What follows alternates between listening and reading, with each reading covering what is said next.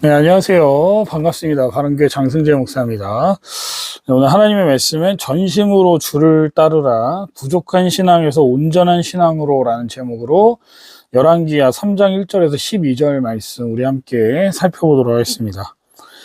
몇 해 전 선교지에서 평생을 사셨던 선교사님의 짧은 인터뷰 영상을 본 적이 있는데요. 그분은 아프리카의 깊은 오지에서 30년 넘게 복음을 전했습니다. 언어도 통하지 않고 문화도 낯설고 열악한 환경에서 살아가면서 수없이 많은 위기와 위험을 경험했다라고 해요. 그 선교사님에게 한 청년이 물었습니다. 선교사님, 왜 이렇게 고생을 하시면서까지 선교를 포기하지 않으셨나요? 선교사님은 조용히 웃으시면서 이렇게 대답했습니다. 주님께 제 마음의 전부를 드린 날부터 이 길은 선택이 아니라 순종이었다라고 말이죠. 저는 이 짧은 고백이 제 마음을 울렸습니다. 신앙은 결국 마음의 중심, 전심의 문제라는 것을 깨달았기 때문이에요. 겉으로 뭘 하느냐가 아니라 마음 깊은 곳이 누구를 향하고 있느냐가 진짜 믿음의 기준이라는 사실을 말입니다. 우리도 그렇게 주님 앞에 서야 될 것 같습니다. 아니, 서야 됩니다. 예배를 참석하고 봉사를 하고 헌금을 내고 찬양팀을 섬기고 주일학교 교사로 섬긴다 할지라도 겉으로 보기에는 열심히 신앙생활 하는 것처럼 보여요. 그러나 하나님이 보시는 건요, 겉모습이 아니라 중심입니다. 오늘 우리가 함께 나눌 열왕기하 3장 1절부터 12절까지의 말씀은요, 겉으로는 신앙이 있어 보이지만 속으로는 여전히 자기 중심으로 사는 한 왕의 이야기를 담고 있습니다. 이 본문은 단순히 한 왕의 실패를 이야기하지 않습니다. 오늘을 사는 우리 신앙의 상태를 거울처럼 보여주는 말씀이기도 해요. 이제 그 본문으로 한번 들어가 보려고 합니다.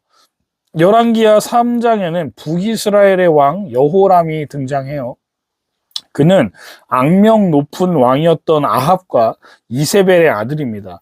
그런데 성경은요, 여호람에 대해서 아주 흥미로운 평가를 내립니다. 3장 2절입니다. 그가 여호와 보시기에 악을 행하였으나 그의 아버지와 어머니만큼은 아니하였더라. 즉 아예 최악은 아니었다라는 말이에요.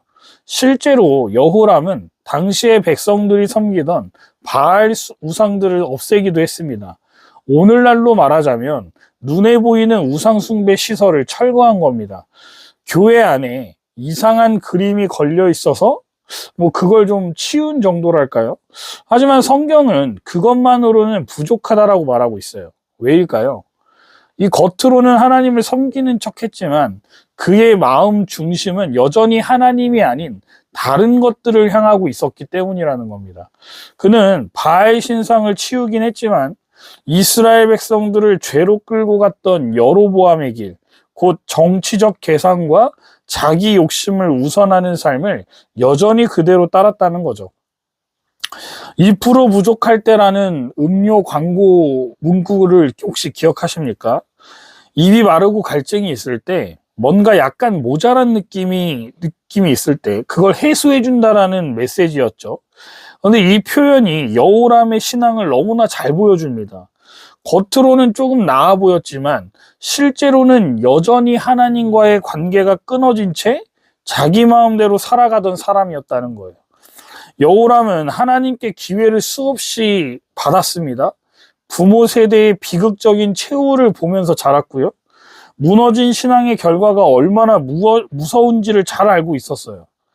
게다가 그의 시대에는요, 엘리사라고 하는 선지자가 하나님의 말씀을 선포하면서 하나님을 전심으로 어떻게 하면 따를 수 있는지에 대해서 부르짖는 사람이 주변에 있었다라는 겁니다.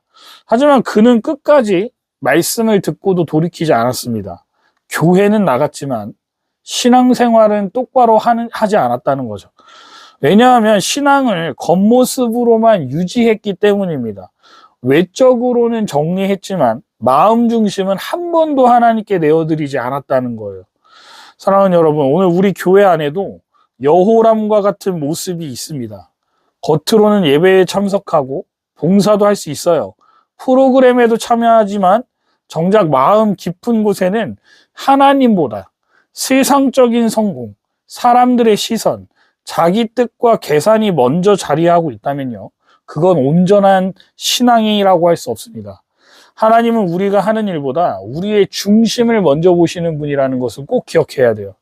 성령님께서 오늘 여러분의 마음을 두드리실 때 내가 드리는 이 예배와 봉사가 전심에서 나오는 것인지 한번 돌아보시기 바랍니다. 겉모습으로는 믿음 좋은 사람처럼 보여도요, 하나님 앞에서는 중심이 드러나게 되어 있어요.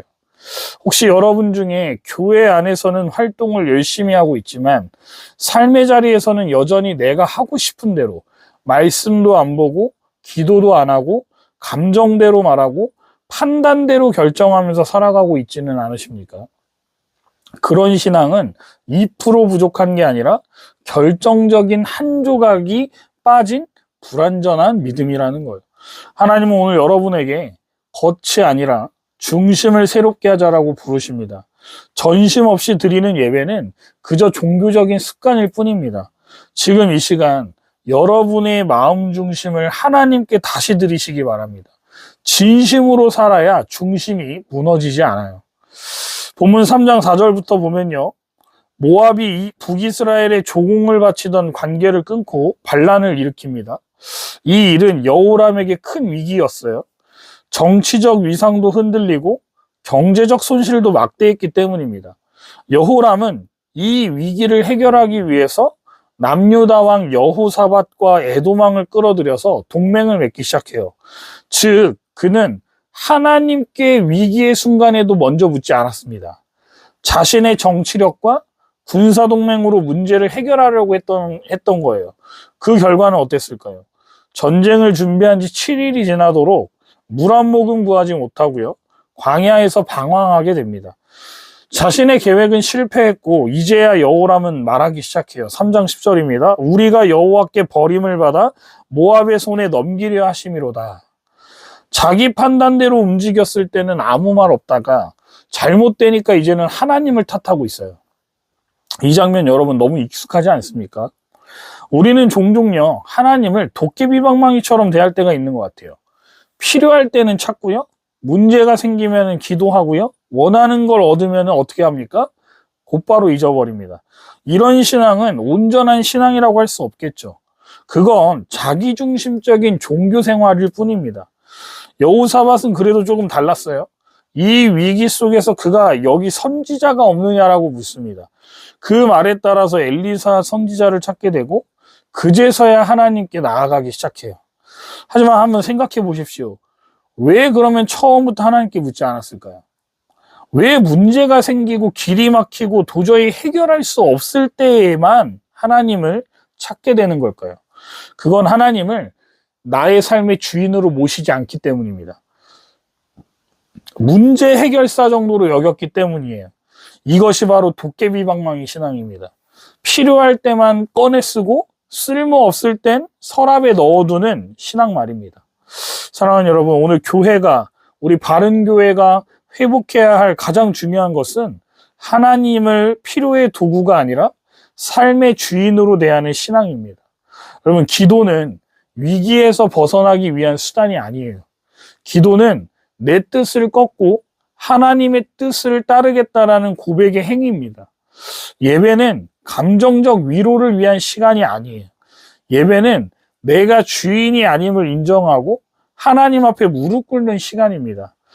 교회는 위기가 생기기 전에 하나님을 먼저 찾는 공동체가 되어야 합니다. 모든 시작에 하나님을 두는 교회, 모든 결정에 하나님의 음성에 귀 기울이는 교회, 그것이 진짜 건강한 교회의 모습이래요. 혹시 여러분 중에도 기도는 문제 생길 때만 하고 말씀은 필요할 때만 펼치고 예배는 나에게 위로가 될 때만 드리는 분은 없습니까?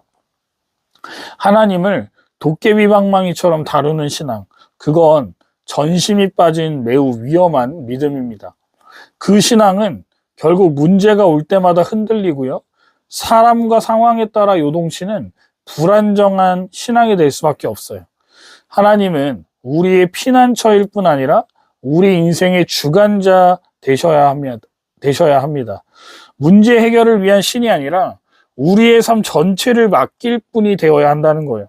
오늘 저와 여러분의 신앙생활이 하나님을 나의 도우미로만 대하고 있지는 않았는지 돌아보면 좋겠습니다. 그리고 지금 이 시간 진심으로 하나님을 따르겠다라는 결단을 회복하시기 바라요. 그 결단이 저와 여러분들의 인생을, 방향을 바꿀 겁니다. 결론입니다. 사랑하는 여러분, 우리 교회가 바라보는 비전은 사람이 많아지는 교회가 아니라 전심으로 하나님을 따르는 사람들이 세워지는 교회가 되길 바라요. 겉으로 화려한 프로그램보다 삶으로 예배하는 성도가 많아지는 바른 교회가 되길 바랍니다. 여호람은 종교개혁을 하는 척했지만 중심이 하나님께 있지 않았기 때문에 그의 삶 전체가 무너졌다라고 제가 말씀드렸어요. 우리 바른 교회는 그런 실패의 길을 반복하지 않아야 합니다. 이제는 바른 교회가 먼저 전심으로 하나님을 찾고 문제가 생기기 전에 하나님의 뜻을 먼저 구하는 공동체가 되기를 주님의 이름으로 축복합니다. 사랑하는 성도 여러분, 여러분은 지금 어떤 신앙의 자리 위에 그러면 서 계십니까? 하나님은 여러분에게 오늘 묻고 계시는 거예요. 네가 나를 전심으로 따르고 있냐라고 말입니다. 그 질문 앞에 우리가 솔직하게 답했으면 좋겠습니다. 그리고 지금 이 시간 하나님 앞에 다시 마음을 들이십시오. 겉이 아니라 중심을, 습관이 아니라 전심을, 형식이 아니라 진심을 들이십시오. 그 전심이 우리의 삶을 지키고 그 전심이 교회를 살리고 그 전심이 다음 세대를 세우게 되는 저와 여러분들 되시기를 주님의 이름으로 축원드립니다.